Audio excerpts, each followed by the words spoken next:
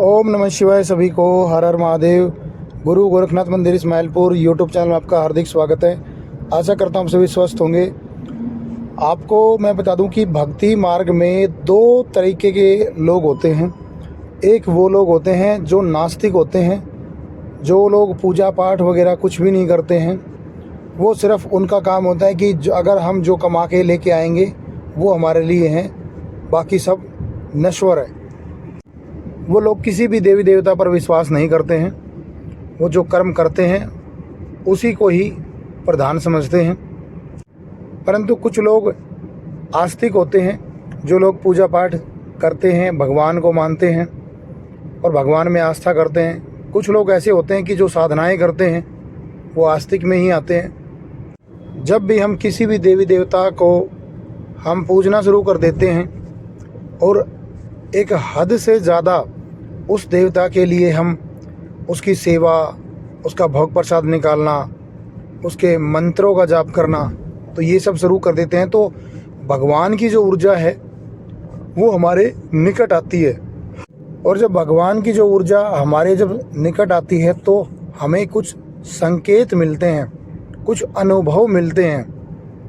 क्योंकि जब भी हम भगवान का स्मरण करना हम शुरू कर देते हैं तो भगवान स्वयं ये चाहते हैं कि कोई भी व्यक्ति उनके नाम को स्मरण करे।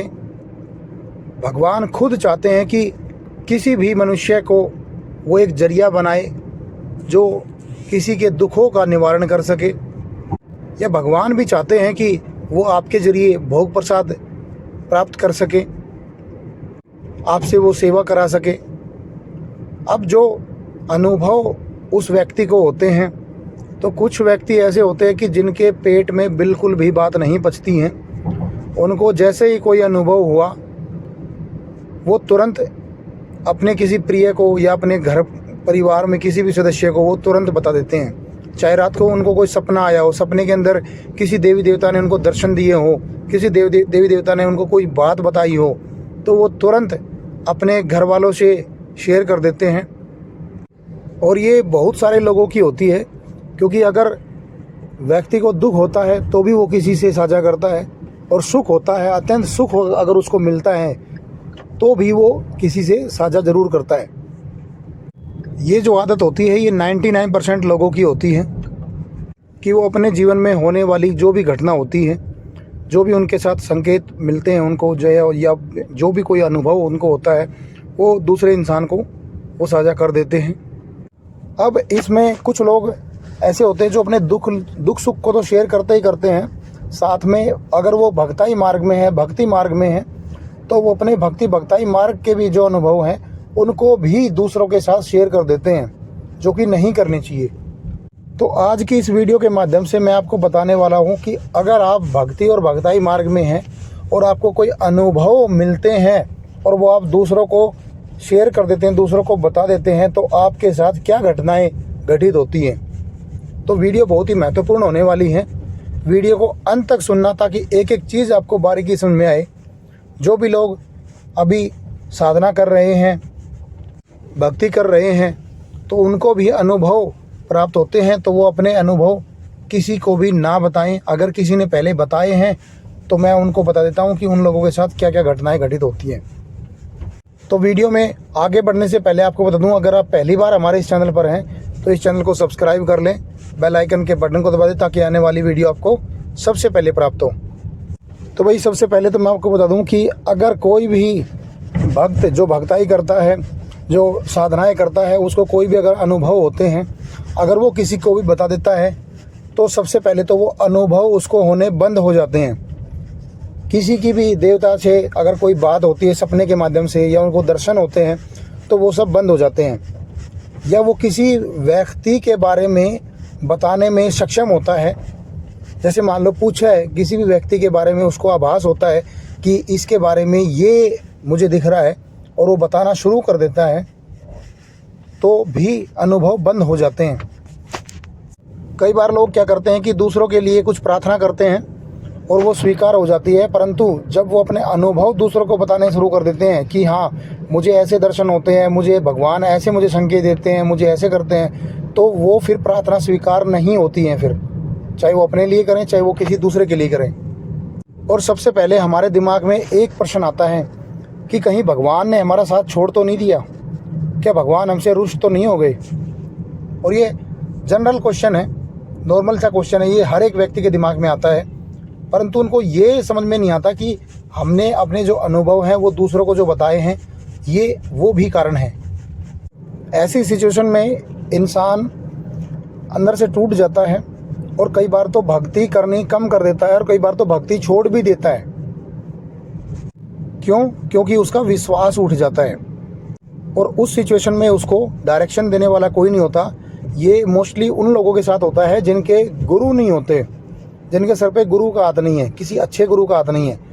कई बार तो ऐसा होता है कि गुरु का हाथ भी होता है, परंतु गुरु उनको अच्छा मार्गदर्शन नहीं करते हैं, इसलिए वो भक्ति मार्ग से बाहर निकल जाते हैं। देखो भाई, सबसे पहले तो मैं आपको बता दूं कि जो लोग ये सोचते हैं कि भगवान रुष्ट हो जाते हैं, भगवान हमारे पास से दूर चले जाते हैं, तो उन लोगों के दिमाग में ये गलतफहमी है।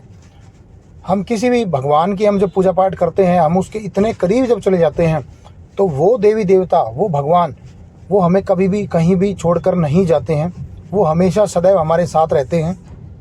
हाँ, अगर हमसे कोई गलती होती है तो उसका वो हमें दंड देते हैं, और ये दंड ही होता है। भाई, भगवान सभी को थोड़ी ना संकेत देते हैं, सभी को थोड़ी ना अनुभव कराते हैं, सभी को फील थोड़ी ना होती है कि हाँ पॉजिटिव एनर्जी भी कुछ है। आपको अगर हुई है तो आप कुछ स्पेशल है ना फिर उनके लिए। तो वो नहीं चाहते कि आप अपने कोई अनुभव किसी दूसरों को बताएं, वो एक प्राइवेटली आपसे कनेक्ट होना चाहते हैं इंटरनली, ताकि उनका जो भी उद्देश्य है, जो आपके ज़रिए जो हल होना है, चाहे वो इस संसार में किसी के कष्टों का निवारण करना हो, चाहे वो आपका ही कोई पर्सनल आपका कोई मैटर हो जिसको वो सुलझाने के लिए आपकी ज़िंदगी में आए हों, वो उनका उद्देश्य कोई भी हो सकता है। और ये ऐसा नहीं है कि कोई भी लोग भक्ति करनी शुरू कर दे और ये सभी को हो जाए। ये उन्हीं लोगों को होते हैं जिनको भगवान स्वयं चुनते हैं, जिनके ऊपर भगवान की दिव्य दृष्टि पड़ जाती है और भगवान को भी ये लगता है कि हाँ, ये व्यक्ति तेरी सच्ची भक्ति कर रहा है और इसको अनुभव कराने चाहिए, वो उन्हीं को ही करवाते हैं। आपको कोई भी अगर भगवान की तरफ से कोई चीज़ दी जाती है तो आप स्पेशल हो भगवान के लिए, इसलिए आपको वो दी गई है, वरना इस दुनिया में इतने करोड़ों अरबों लोग हैं, उनको नहीं दी ना। या फिर अब जिस परिवार में आप रह रहे हो, उस परिवार के अगर मान लो 5 सदस्य हैं, तो 5 सदस्य में से आपको ही क्यों मिली, उन 5 सदस्यों को भी तो मिल सकती थी ना। तो यह समझना बहुत ज़रूरी है कि आपसे गलती होती है तो क्यों होती है और उसमें क्या घटनाएं आपके साथ घटित होती है। तो सबसे पहले तो मैं आपको बता दूं कि अगर आपको भक्ति मार्ग में अगर आप साधनाएं करते हैं, भगवान के आप नज़दीक पहुंच चुके हैं और आपको अनुभव हो रहे हैं, तो वो किन किन लोगों को आपको शेयर करने चाहिए। सबसे पहले तो अगर आपके देहधारी गुरु हैं तो आप गुरु को शेयर करें। दूसरा है, आपका अगर कोई गुरु भाई है तो आप उनसे वो अनुभव शेयर कर सकते हैं। और तीसरे नंबर पर आते हैं आपके माता पिता। अगर आपको लगता है कि हाँ, यह कोई महत्वपूर्ण बात है जो मुझे अपने माँ बाप से भी बतानी चाहिए, तो वो आप अपने माता पिता से भी बता सकते हैं, अन्यथा अपने गुरु तक ही सीमित रहें और इनके अलावा किसी भी अन्य व्यक्ति को आप अपने अनुभव ना बताएं। सबसे पहले तो अगर आप किसी के भी साथ अपनी जो ये अनुभव हैं ये अगर शेयर करते हैं, इन लोगों के अलावा जो लोग विश्वास ही नहीं करते हैं, वो सबसे पहले तो आपके ऊपर हंसेंगे कि अच्छा, भगवान ने इनको दर्शन दिए हैं, भगवान ने इनको ये बताया है, भगवान ने इनको वो बताया है, ये इतने बड़े भक्त हो गए क्या, क्योंकि मतलब इनको भगवान दर्शन देने लग गए या भगवान इनको कुछ बताने लग गए। तो वो आपके ऊपर हंसते हैं और ये चीज़ें जो भगवान हैं उनको बुरी लगती हैं।